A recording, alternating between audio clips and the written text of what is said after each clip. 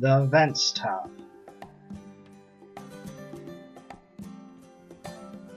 The Events tab is where you can create events, check your created event dates and times, edit said events, and if given permission on the system, see overall staff work schedules as well.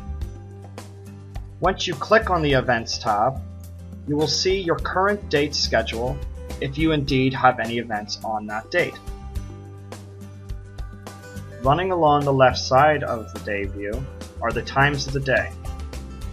Created events will appear alongside the time it has been created for. An event on the calendar will display events note field, called the name field, the primary contact of the event type, status of the event, the staff member's initials assigned to that event, and any funding source affiliated to the event. Events on the calendar are interactive. When you click on the text of the event, it will open up the event screen, so you can easily edit them.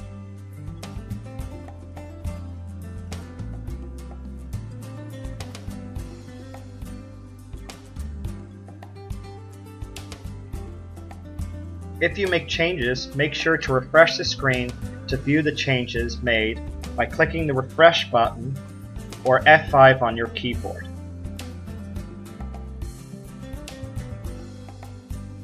You can change the calendar view by clicking the day, week, month, and year icons running along the top of the calendar. If you want to scroll through days, you can click the double arrows on either side of the screen.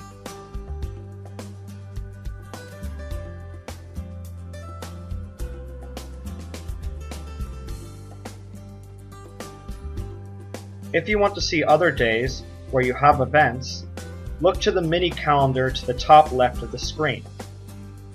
If the date is in a blue square, it means you have an event on that date. Click the date to see that date. Below the mini calendar is the Filtered By feature, which has drop-downs of different criteria. You can search for any combination of this criteria before running it. You have the event status, the department, user type, location, staff members, event types, and customer type. Once you set the criteria, click the Find button. If you don't want any restriction on your search and want to see all events, click the Clear Filters button. Each time you click on the Events tab, it'll only initially show events you are assigned to. You must then use the Filter By criteria if you want to see other staff's events. The Bulk Update is where you can update multiple events at once. This button is located on the left middle of the event screen. This is particularly useful for updating attendance records, updating your schedule, and timesheets, etc.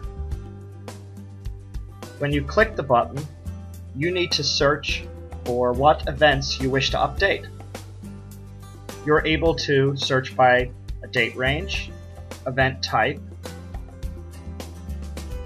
staff members assigned to those events, and the event status. Any range of selection is fine previous to initiating the search of events. You do this by clicking the Find button.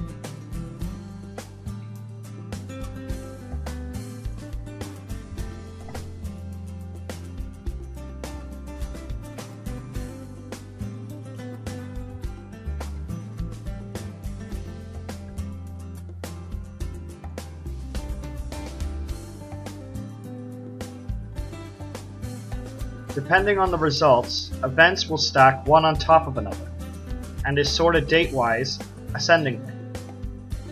You can also resort the results using the Sort By drop-down and clicking the Sort button. Each event can be edited individually.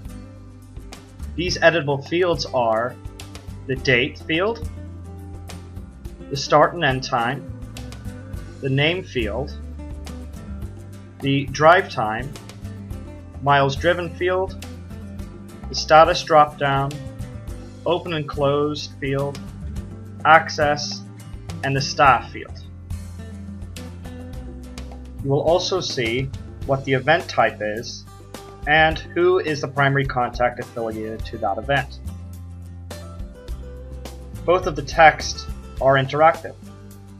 If you click on the event type name, it will open up the event screen of that event. This is useful if you want to look at other fields that don't show up on the bulk update screen. Click the X on the tab to return to the previous screen. When you click the contact name, it will open up the Contacts Contact View screen. Click the X again on the tab to go to the previous screen.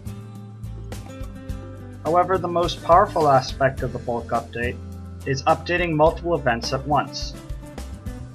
You do this by firstly scrolling to the bottom of the results. We're then able to update for all the events the date, the status, the open and closed field, the access field, and the staff field. The most commonly used field will be that of the status button update. Choose the criteria you wish to update, and then click the Change All button below the criteria. This will update all the events in the results list. To enact the criteria changes, you will then need to click the Update button.